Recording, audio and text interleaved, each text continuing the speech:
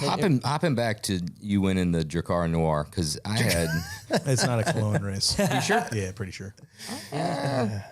Agree to disagree. I had no idea. One, I'd love to know more about what all that takes and what you're driving. But winning it, first American, were they super accepting of that? So it's wild. First things, I had a 5-year deal with K&M to go out and try to win Dakar. So first year we went to Peru.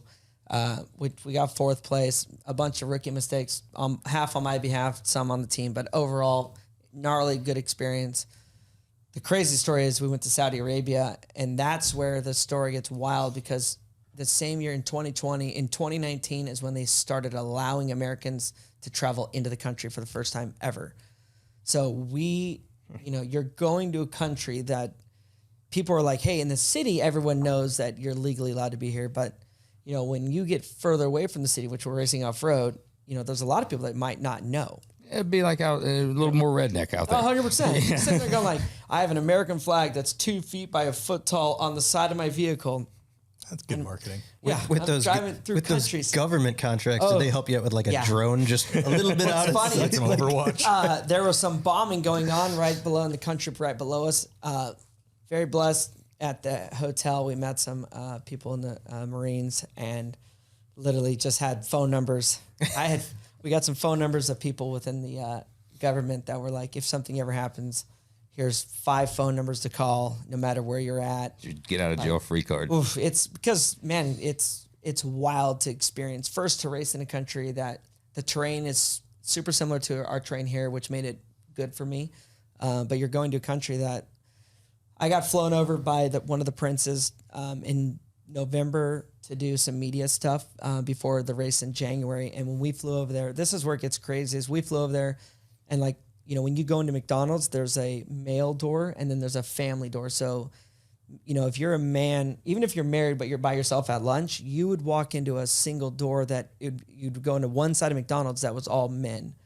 And then if you were with your wife and kids, you could walk in the other door. And then that's where the play set would be and the family would sit. When we went back in January, that wall was being taken down, and those rules were changing. The country is evolving very quickly, and it's crazy. That's things that you would hear of in a history book here in America, and you're seeing it happen. We're seeing it happen. Females driving, that only happened. Then it was in 2019 is when females were allowed to start driving. Well. They might change that. Yeah, I said no one's going to touch that. I was going to stay away from it. But it'd be crazy. Give it a year. Dude, we went out to dinner with an assistant of the prince, and dude, she drives a Jetta, but she has a driver.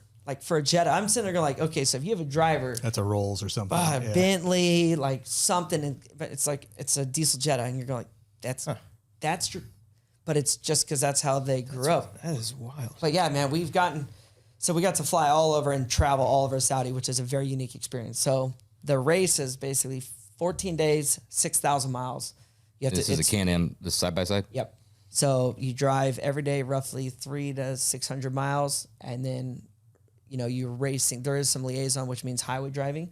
But no matter what, you have to drive every day. You're sick, headache, stomach ache, it doesn't matter. No one else is allowed to drive the car. That's the rule. The driver's the driver. And you got support following you with fuel? Yeah, so support. So the way it works is once you start the day in the beginning, no communication to the outside world until you finish. If there's a box in your car that has your cell phone in it, if you cut the zip ties, that means you've told the organization that you're out of the race. Huh. Oh. So you're fixing, you've got to take everything. That's you're right. Fixing you got to whatever. take everything. What about you got enough fuel to run? So what they'll do is they put this, they're just like oil tankers, like these big gas trucks in the middle of the desert, and you get a time allotment of 15 minutes, and you're allowed to go up, you pump gas. So, it's crazy. And dude, that's all Mad Max. Oh, the organization is unreal. I mean, there's 500-600 racers.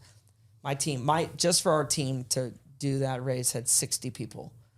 Because dude, there's physios and there's I had a bus driver to drove my motor home, and then he had somebody with him to make, because normally the way it works is the drivers would help mechanics all night long and then drive all day. So they need somebody else to help drive during the day.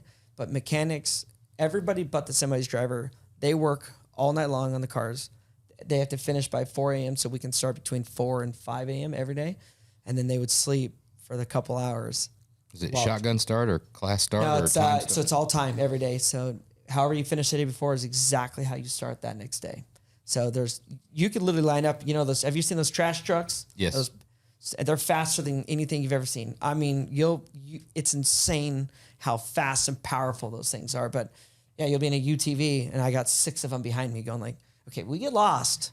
5-ton trucks are just going to mow you down. Just mow you down. And they are gnarly and fearless. Like, what's your average speed for the day? I would say in the dirt, probably 40 to 45 miles an hour. So the problem over there is there's a lot of sand. So the sand just kills the speeds.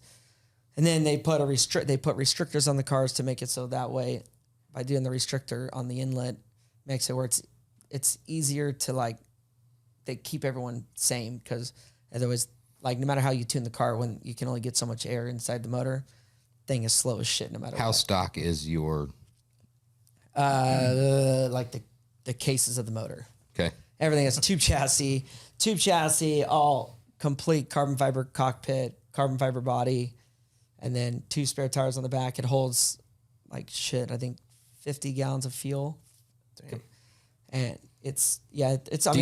you obviously you're paying attention, but are you up on it, white knuckling the whole time, or are there times where you can kind of zone? Do you pop in like a podcast and cell phone? No cell phone. Cruising Instagram. The hard part is there's no so it's all navigation based. So as a team, like me and my co-driver together, he's it's all cap headings. So it'd be like, all right, cap 30. Well, that you'll drive on a road, let's say it's all kilometers. Everything you have to learn kilometers, by the way, but everything's in kilometers. You have to drive 6 kilometers, and then at 6 kilometers, you're just going to make a 90 right and cap 30. Well, so if you go 5.5 miles or 5.5 kilometers, and then no matter what, you're now parallel to where you need to be. So when you get out, 20 kilometers away, you're going to miss the waypoint. And now you got to figure out where it is, which this is where you would be great at that part of it. It's all numbers. Maybe it's not for me.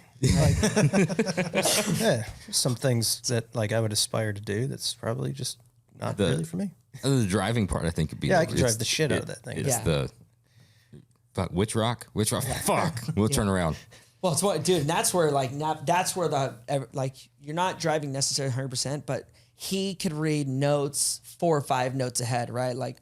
He'll be like, hey, in 5 notes, there's a reference point, set of telephone poles, something in the road. There's 5 tires. So this is where it comes into even if you're lost, if you're working as a team, you could be like, no matter what happens for the next 5 things, you said telephone poles, no matter what, I know they're right there. So is there any waypoints in between there? No. Okay. No matter what, if we get lost or we feel uncomfortable, I know for a fact that we'll just hit the telephone poles and then we'll run down the telephone poles. So this is where it comes into being a team and just strategizing how you're communicating, because you never want to just be on that node. You want to be don't give you too much information, but don't give you right. I don't like when people call out 500 meters, 400 meters. I got it, dude. You're literally in a quarter mile, turn left. Yeah. So who's pre-running this for all the notes and stuff? The organization does it 3 months before the race, and that's it. So when you don't get to pre-run at all, none. You see none of it. You get to see absolutely nothing. And that's what's wild as well, because I didn't have this problem, but last year they had weather. Well, the course had to go across water that was flowing at 40 miles an hour.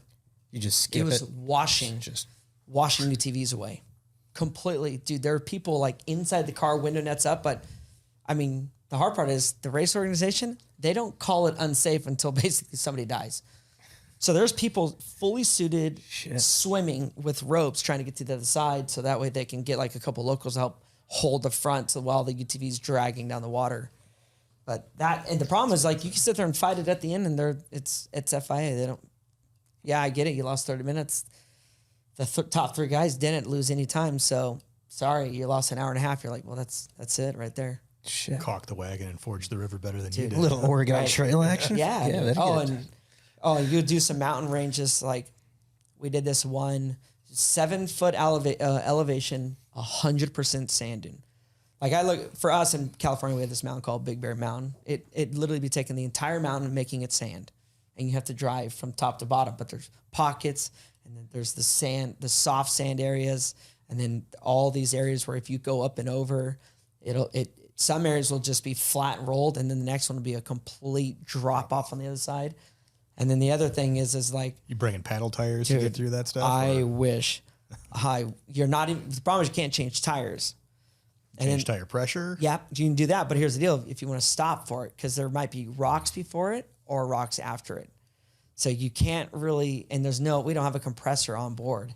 So, and if I wouldn't want to stop. So we study the day and then we adjust, because shocks in the sand you want to be firmer, but on the rocks, like firmness on the rocks just is punctures, because now the suspension's holding the tire, so holding the tire down to the ground, making the tire do all the work, which when rocks aren't being driven on all the time, which there it's all fresh terrain, it literally makes punctures. Like today in Dakar, I don't know if you're following it, but punctures were all over the map today. It's second day from the finish, and they made this gnarly day where the guy that was winning it overall got 3 flat tires and only has 2 tires.